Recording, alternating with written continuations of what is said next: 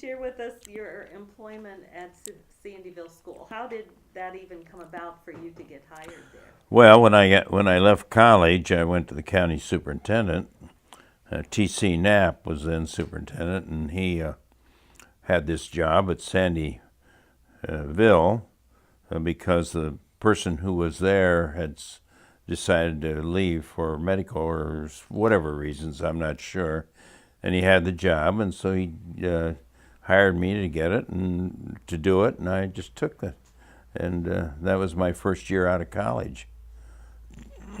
What was your degree? Was it education? No, actually, it was in business administration. And so I had to get some summer courses to. In those days, they would give you a temporary certificate. Then you'd go back in summers and get courses to keep the thing going.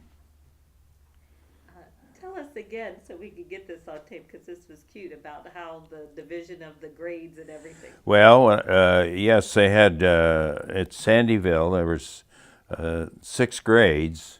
I had part of the 6th grade. Mrs. Pond, whose husband was superintendent at East Sparta, which included the Sandyville school, she had part of the 6th grade and part of the 5th grade. And Mrs. Lamb had the balance of the 5th grade. And then there was a 4th grade and a grade and a 1st grade, or second and first. There were about 6 teachers altogether. I was the principal, such as it were, but basically it was under the East Sparta school system. Do you remember your students then from back? Yeah, quite a few of them. I could probably name half of them now, and the names would keep coming back to me, and I still see some of them. Especially when I was still campaigning, I'd be out the county fair every year, and they would stop by. And I bonded with these students. I have to say that. I liked them, and I really did bond with them. Would you share a couple of the names of ones who stuck? Well, with you? George May, who still lives in that community. John Caddy, I don't know if he's there yet or not. The Sleuths brothers were there. There's Richard, I can't remember the other one. There were Kenneth Render, who's up I know he's in East Sparta. They'll come back to me as I talk here, and because I enjoyed them. Nice group of young people. Talking about Kenny Render makes me think of basketball. I know you did some sports. Yeah, I wasn't the world's greatest athlete, but we did have a basketball floor there, and we had a little team, and we played a few games here, and I coached as much as I could, and I just had a good time. I had one, Eddie, I can't remember his last name. Eddie was tall, so we had the advantage of having at least one tall player. Did you play against East Sparta? I don't remember. Probably the grade school, East Sparta, and maybe Waynesburg, and I don't remember exactly who or which teams. So what was it like coming cold into teaching? Well, it was interesting. I hadn't done practice teaching because I didn't get a teaching certificate. I had to do that in the summer. I was practice teaching while I was qualifying for my temporary certificate to teach. But I think part of to be successful in teaching, you have to like young people. You have to relate to them, and I did. I liked these kids. I enjoyed teaching there, and they challenged me. Would you share a little bit about, I know while you were teaching, you were still working on advanced. Well, I started law school at night the same time because I just came out of college and went to Sandyville that fall, and I started at McKinley night law school at the same time. So I was there during the day, and I was going to McKinley at night. Oh, that had to be busy. Well, it was a challenge, let's put it that way. We met, I think we were meeting 3 or 4 nights a week on 3 hours a night, and of course you had to study on the weekends. And so it was a challenge, but I managed. It was a 4-year program, so I, of course, had my first year there, and then I went from there to Justice to the grade school there as a principal, and I had a combined 7th and 8th when I left Sandyville. Oh, okay. How about when you were principal? Did you have many duties you had to do, or just Oh, the not. I suppose, had to deal with sometimes of kids that you get into little quarrels or what have you, but it really wasn't too significant because the superintendent wasn't far away at East Sparta, and basically he was over the whole thing. M.Z. Pond, I remember his name well. And How do you think school is different now than it was back then? oh, I don't know that if you have quite the personal relationship that we used to have, because schools are bigger and they have more teachers. Everything's bigger. You know, my 2 grandchildren or granddaughters go to the Fairless, or one of them, and the other one soon will. And my 2 grandsons went to St. Michael's, but I think perhaps it's less personal than it used to be, because you had schools were kind of the community centers. So the Parent-Teacher Association was a significant part of it, and we don't quite have the personal relationships. Now you do with the athletics, as people still get wound up over their football and basketball teams. But even those, I remember I went to Beach City all through my school career, from the first grade to the senior in high school, and we used to play basketball against East Sparta and Waynesburg and Hartville, and all of them had their own school and their own basketball team. Now, with consolidation, we have Fairless here and Sandy Valley, and it just isn't quite as personal as it used to be. And the other thing, too, is the demands of society today, the world we live in, require more education and more emphasis on math and science. I am spending some of my time on education issues because I think that's extremely important to the future of this country, and we have to expand what we do in education. Maybe probably going to end up with longer school years and longer days. We don't have to send the kids home in May to plant corn anymore or do harvesting.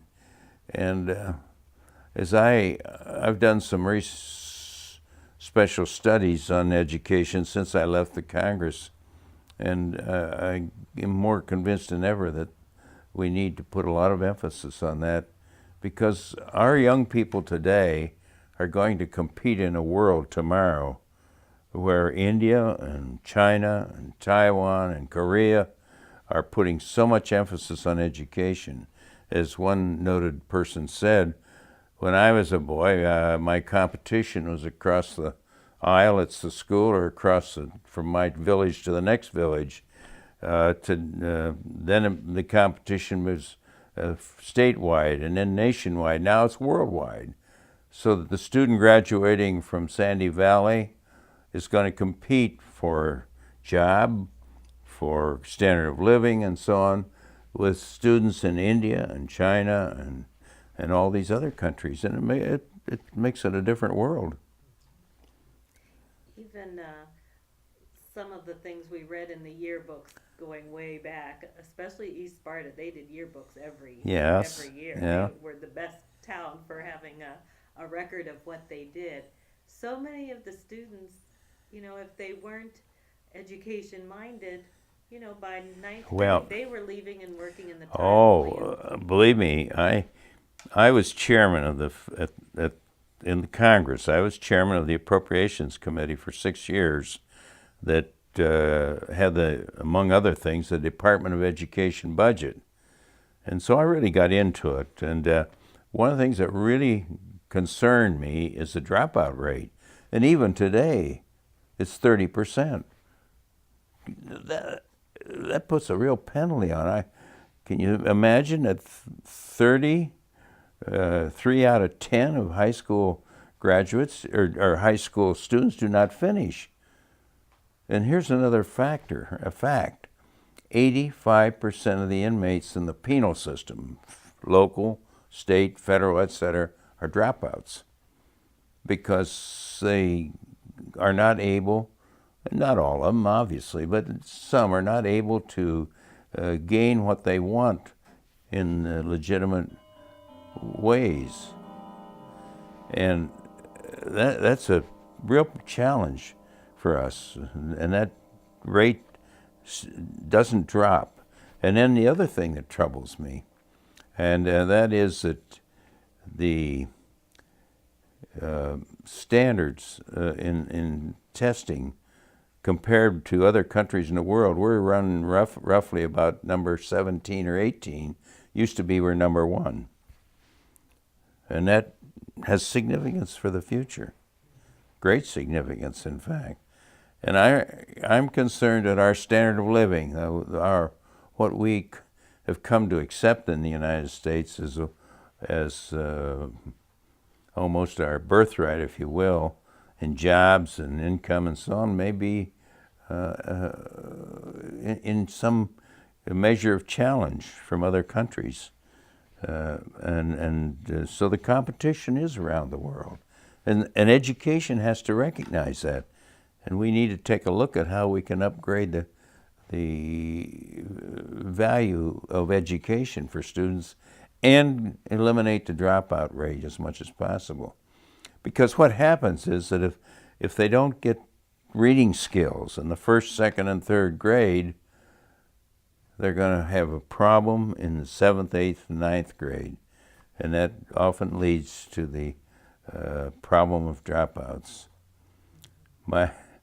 When my wife and I were watching the 2 or 3 astronauts suit up for the last shot, and I said to Mary, I said, if they hadn't had a good first or second or third grade teacher that taught them to read, they wouldn't be putting on suits to be astronauts. You got to start at the beginning. All the research now is saying that too. It'll take you 4 times as long in third grade to do the intervention than if you would do it in first grade. You got to do it early. I did some research. The Wilson Institute, which is a think tank in Washington, said, come and spend some time with us.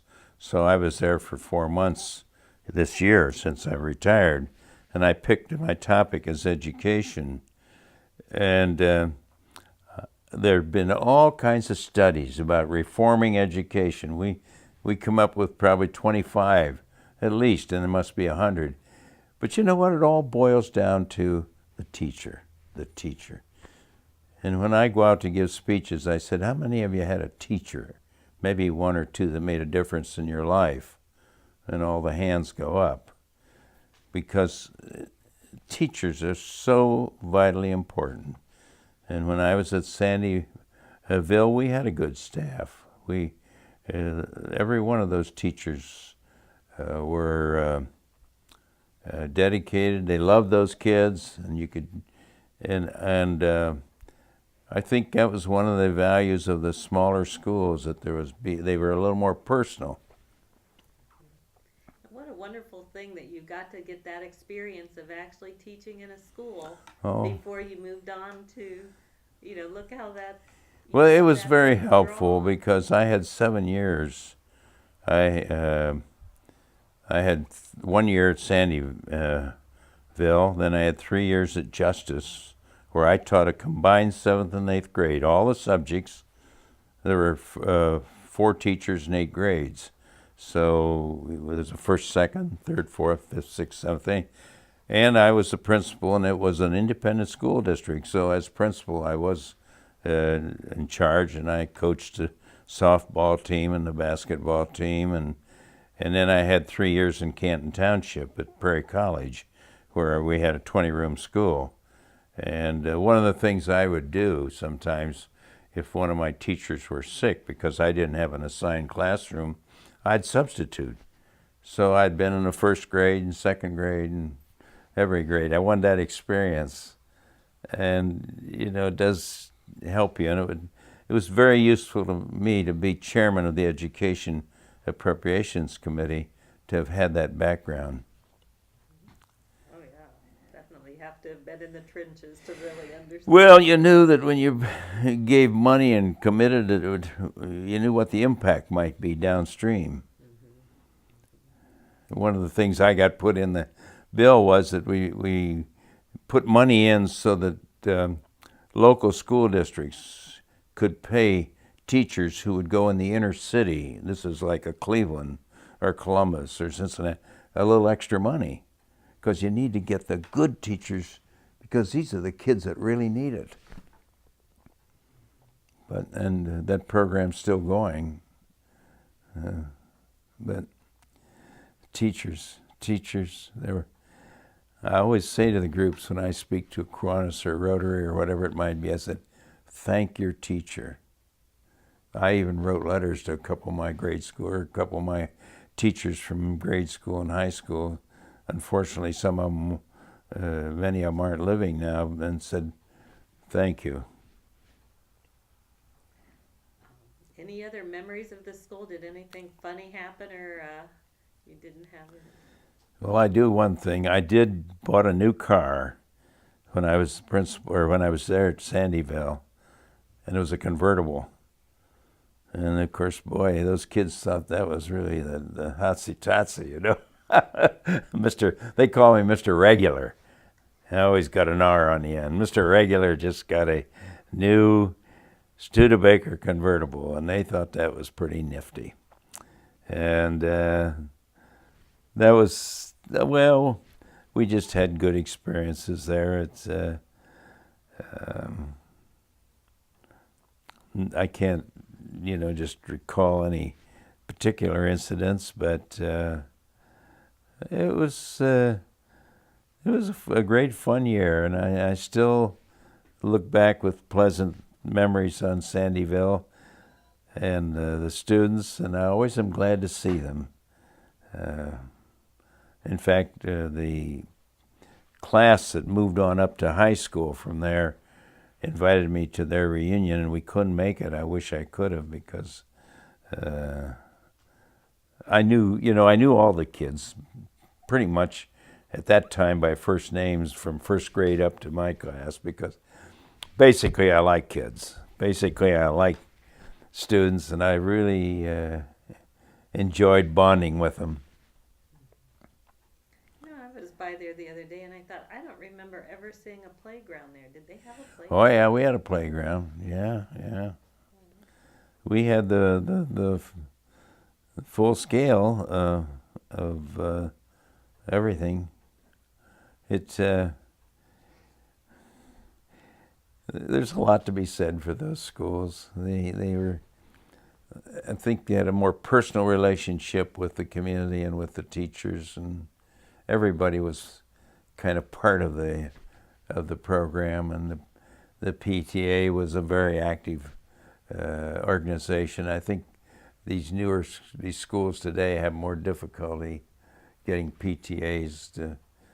Well, this is true of organizations. All these organizations are today suffering because people don't go, and I see churches for sale, and it's just that society's changing. I remember reading about Sandyville's PTA dads, how they would open the gym and have like an open gym time for kids, and and I thought that was pretty. Well, it was a nice community and a nice school, and I have very fond memories Sandyville. Even now and then, if I'm like going to Minerva or someplace, I'll go that way just to go drive by. Because I made that trip, while I was there. I lived over on a farm over by Beach City, so I would drive through the kind of the back country there, down past the north end of the dam and down through the valley, except when there was high water, and on to the school. And then at night I would go to Canton for the McKinley Law School. And I go by here. I haven't gone lately. I just told my wife, I said, I've got to make a trip over and see the new high school. And I just haven't had an occasion to go that way. Well, call us anytime. We'll make sure you get a tour. You can come over. It's pretty impressive. The thing I'm most excited about is the handicap accessibility. Well, because none of the other elements. Well, let me say I've traveled because of my congressional duties, probably 35, 40 countries. And one of the things I always check on is two things. What do they do with volunteers? Three things, really. Volunteers. In no country in the world where volunteers are so much a part of our life together, like the United Way and the Boy Scouts, the Girl Scouts. We have a lot of volunteerism in our society. Secondly, what do they do about handicapped? And I think our schools do the best job of any school system in the world of looking out for the people with special needs. And we didn't have that so much when I was in not that there were any necessarily in Sandy Valley or Sandyville, but they didn't have near the number of programs that we have today for special needs children. And thirdly, the wonderful thing we have in the United States that very few countries have is our great national parks. I was chairman of the committee for 6 years that did the national parks. So I would always, when I'd visit another country, I'd check out, what have you got in parks? And nothing like the United States. No, of course, the Lord gave us the Grand Canyon and all these wonderful natural features that make the parks unique. But nevertheless, I think even in your community, I remember when they put together the park down there. I assume it's still operating, the community park, and it's one of the unique features of this. And this is a great country. This is a wonderful, wonderful country, and we have to keep it that way. Stark Parks bought Magnolia Mill down there. Oh, did they? On developing the towpath. Oh, is that right? And there's on our way here, we came through Bolivar, and I was telling him that towpath out of Bolivar is a beautiful towpath. I said, if they ever want to bike ride or hike from there to Navarre, yes, is really gorgeous. It's beautiful. Well, I was pretty much involved in making the thing happen. Oh, were you? It's my favorite towpath of all the towpaths. Yeah, it's that's a long story, but the bottom line is that Al Simpson and I hiked from Canal Fulton to Navarre, and it was just a jungle. I mean, literally a jungle. And he wrote stories about it, and that's what got people interested in saving it. And in fact, there's a book here about canal fever, kind of tells the story of that. And, we're developing, and actually you'll be able to go all the way from Bolivar to Cleveland. You can now, but there's a few glitches. We just did the one, too, starting at Fort Lawrence and going, across the new bridge and all of that. Yeah. That's a real nice one, too. You're right. See the locks along the way. Right, and Tuscarawas County formed a park district, and they're developing their portion of it on down to New Philadelphia. And it has natural. You get nature, you get history, you get wildlife, you get exercise, which is what people need. It's just really any form of trails are nice. You probably aren't familiar with the C&O Canal. It ran from Washington, D.C. to Cumberland, Maryland, 160 miles, and they've developed that towpath as a hike-bike trail all the way. And it's got two fascinating features. One is that in one place, the mountain, because they followed the river, which the river was followed, that was the way they could get it level. But at one place, the mountain stuck a long way out, maybe 3-4 miles, a peninsula. So they took the canal drilled a tunnel through the mountain, so they didn't have to go all the way out around. So the canal boats and the towpath went through the mountain, and you can still walk through it. And then the other thing they have in that one, they have reproduced some of the aqueducts, because where they'd come to a river, they'd build a box to carry the canal across the river. And I think that eventually they hope to do that in the Tuscarawas River in Bolivar. Put an aqueduct down there. Well, I know even this towpath right outside of Bolivar, they have the big concrete tunnel that you go through at the one spot to get through. But yeah, people do love trails, and they love the outdoors, and they love to hike, and yeah, that's very nice. we're blessed in this country with our outdoor facilities. We're blessed with a lot of things. You know what I just found out about this summer is the pass books that you can get. They call them passports, I think, don't they, to the national parks? And you can get them stamped at every park. I thought, okay, when I retire in 4 years, that's what we're doing. Well, this is funny. My wife started the National First Ladies Library, which is now called the National First Ladies Historic Site in Canton. And so it's part of the National Park System, so people stop there to get their stamp, because they can stamp their passport because they are a unit. They're about 300 and maybe 20 units in the National Park System. Like the Cuyahoga Valley is one. That's a national park. And the First Ladies is National Historic Site, which is still part of the National Park Service. And so you can get a stamp there. You might get there and start your stamps. Yeah, there we go. I'll have to. Well, and I've already been there. It's beautiful in there. Well, they get people coming in there all the time who want to get their things stamped. My daughter did clothing as a 4-H project. She did a historic costume, and she had to go somewhere to see historic costumes. Oh, and yeah. I know just the place. Yeah, for us to go. right. It was perfect to go in there. So she's a 4-H'er? Yeah. I was many years in the 4-H. Wonderful program. Mm-hmm. Oh, yes. My dad was a dairy farmer, so we showed cattle at the fair. I used to just live out there for 5 or 6 days. Got pretty grungy because we never went home. And they had a kind of a loft where you could take some straw and make a bed, and that was it. And there was no showers, nothing, not very fancy, but yeah. Fun, huh? Yeah, I enjoyed the 4-H work. I think it's a wonderful program. Well, and she did photography, she did different kinds of clothes. There's Oh, so many things. yeah, they have a huge variety of projects. Yeah, it's a great program. Yeah. Well, I can't think of anything else. Can you got guys? some good stuff there. Yeah, excellent.